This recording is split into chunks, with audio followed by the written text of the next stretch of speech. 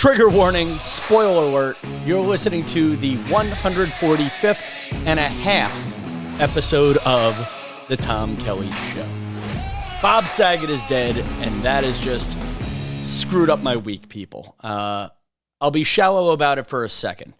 I recorded last week a couple of episodes with Lulu and Lala, who are on The Amazing Race, and they were delightful, and for the first time in a while on the podcast, I actually started planning episodes ahead. Well, I guess we screwed that up with Bob Saget's death. I'm not actually sad. He's not a friend. Like, listen, I'm famous. I've been around the block. I've been in showbiz a long time. I've had a good run so far. And there are some celebrities who I have worked with very closely and am sentimental about. And then there's a few people who I've met a few times who are really nice people. And Bob Saget falls into that category. I don't think I know of any bad stories about Bob Saget. I didn't make a big deal about Bob Saget dying today on my social media or anything like that. He died Sunday night right before I went out to go do my stand-up comedy club hits for the night, right before I hit the upload button on this week's podcast. And literally right when I'm ready to go out the door, boom, Bob Saget is dead. And, one, we all love Bob Saget because we grew up with Full House. Sleepovers and Friday nights at my house were Sal's friend Paul would come over. My brother Sal's friend Paul would come over. And we would watch the TGIF lineup. And then we would watch 2020 with Barbara Walters and Hugh Downs. And actually, once at The View, I did have a moment to remark on that. I think it was some cast of Full House while Barbara Walters was still around. And I was doing audience questions, and I just sort of said, look at this. This is my Friday nights. And remember, I was a dork. That was my Friday night probably till senior year of high school. Did not have that many friends. Now, Bob Saget. I met him a couple of times as a warm-up comedian working at TV shows. The two that stick in my head were when he was on and promoting Fuller House. And for those of you who are listening to the audio version of this and hearing me pause a bit, I'm trying to record a video version of this, and I keep looking at myself, and I keep thinking, oh my gosh, the ring light is putting a glare on my bald spot. So I apologize if I seem distracted. But Saget, I met, my favorite interaction with him is in 2017. I think I had just quit The View or was just winding down from my time at The View. Candace Cameron Bure, who was a View co-host for a year, came to Good Morning America to promote Fuller House. And Candace is a great person. I felt when she was at The View, she was under pressure of thinking she came in for an entertainment show. And then The View became very, very political with the 2016 election. And I feel like she quit just as we were starting to become friends, and it sounds weird, but yeah, just as it takes me a while to sniff people out, and I think I have that in common with her.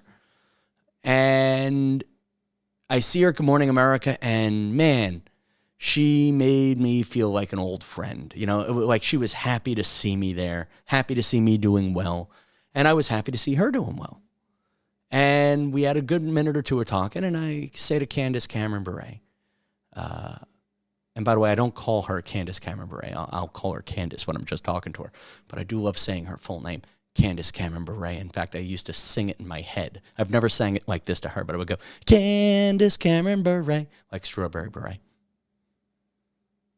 Digression. Back to the point. I'm now there in the Good Morning America studio, and I say to Candace, I think you're the one host I've never actually taken a picture with one-on-one. And she's like, let's fix that. And right now, everybody else realized Bob Saget's on the set, Jodie Sweetin's on the set, all of the Good Morning America anchors are sort of walking around, and it's kind of a melee. Like, it was weird that I kind of had this personal moment with Candace Cameron Bure surrounded by a full audience and all these famous people. That's how nice she is, that she gave me that moment in the middle of this melee. And the only person she knows in the room is Bob Saget. And she says, Bob, would you take a picture of Tom and I? Now, I don't know how he heard it, right? But Bob says, sure, but let's get a good picture. We need Jodie too. And he pulls over Jodie Sweetin, who's also on the Fuller House.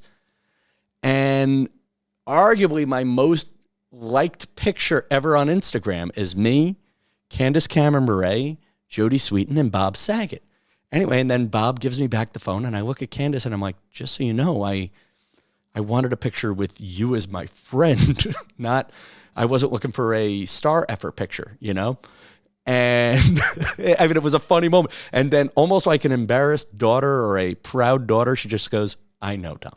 I know. And, and again, it's like, again, she's so famous, she could ask the other famous person to take the picture. And honestly, as a comedian, I wouldn't have minded a picture with Bob Saget. I would never have asked because, that's the thing. My Instagram, when I was working a lot, does have pictures of me and celebrities. I am from the era of taking a selfie with a famous person or taking a picture with a famous person was frowned upon unless you had like 3 talent executives and the celebrity's agent to prove it, You kind of like, when you work at these shows, the old attitude before the iPhone was you had to act like you've been there, and this happens all the time. Oh, Bob Saget's always here. Hello, Bob. You had to be professional about it. So, yeah, I'm kind of glad I got the picture. A less glamorous story about him is, I guess a year or two after that, I'm working at Good Morning America 3, and sometimes that show would just stretch out, and it would be a long time of to tape a show, and they would sometimes play music instead of having me perform during the breaks there. And he came up to me. He made small talk with me about what I do. I think he had done warm-up, if I'm not mistaken.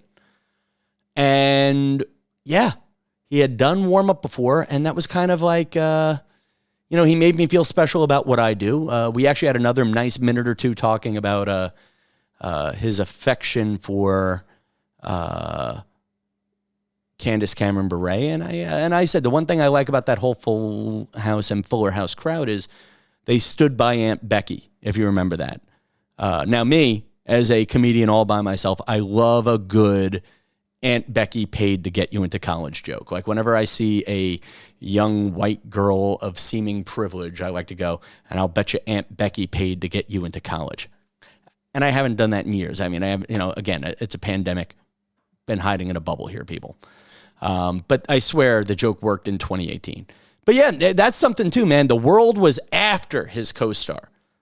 And I don't think any of them broke the line to say anything mean about Aunt Becky. What I loved about Bob Saget was if you watch his stand-up, he was a dirty comedian. Yes, he was not Danny Tanner. He was edgy. And if you look at, he's famous for the aristocrats joke. He's famous for playing a very hyper-reality version of himself on Entourage, where he's dating he's dating girls younger than the Olsen twins at that point. And honestly, as a stand-up comedian who has not made it and had a lot of rejection in high school, part of me would love to be that old guy with the wife 20 years younger and looking like a millionaire and having a big pool and starting to have kids at 85, and I'll be dead before I have to finish changing diapers kind of a guy. And let me see if I can play a minute or two here. If you listen to it, I have it playing on YouTube. And it's not, here's one. Here, ready? When I come home, I want to make love to you badly. And she said, at least you don't overestimate yourself.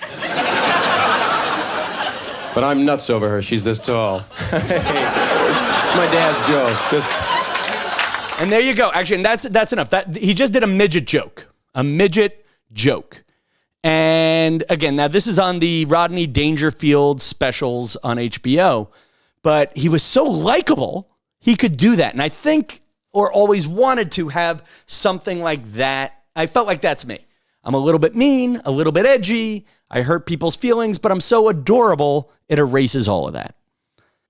Yeah, he goes from edgy stand-up to I'm the host of America's Funniest Home Videos. But I think at the end of the day, Bob Saget was a comedian's comedian.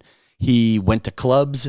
There's a legend about Bob Saget, and I could be screwing this story up, but there's a legend that Bob Saget went to the old Ha Comedy Club on West 46th Street, and he went in, and the owner or manager didn't know who Bob Saget was and turned him away. Then the celebrity in that story changes a lot. Then again, it also might have happened many times. But Bob Saget loved stand-up. And he still did stand-up. He had all the money in the world, still did a stand-up comedy special in 2015 that got nominated for a Grammy. And he liked comedy, man, and he did it. He admired comedians. He made time for me because I was the struggling comedian at GMA. Marcus Cardona shares a clip by Bob Saget that really has captured what I've missed about comedy as I go hot and cold on and off for performing in all of these pandemics and wave 1, wave 2, wave 3. He talks about the connection of comedy. I'll play this now. And comedians, some people, I saw someone online saying, you just do it for yourselves, you comedians. And that just ain't true. You're doing it, it's an exchange, it's a human exchange. And it's one of the most beautiful things to be able to bring laughter to people. That's the good word to sum up my experience and observations about Bob Saget. Yes, actor who made a lot of money on a family-friendly show. Yes, reinvented himself and found many jobs since that. Yes, loves stand-up. But if you look at Instagram and if you look at Facebook and you see all of these people who have pictures with Bob Saget, why? Because one, they loved him, and two, he was a good enough of a person to pause and take the picture with those people. Having that human exchange. And there you go. Other side tidbit, he died at the Ritz-Carlton in Orlando, Florida, a hotel I have stayed at using American Express points. So that's two things we have in common, Bob. Back to the regular schedule tomorrow, Lulu and Lala Part 2 on Wednesday's episode. And yeah, thank you guys for letting me have a human exchange with you guys and share my thoughts on a person I admire and maybe more than admire, have always identified with. Good night, New York.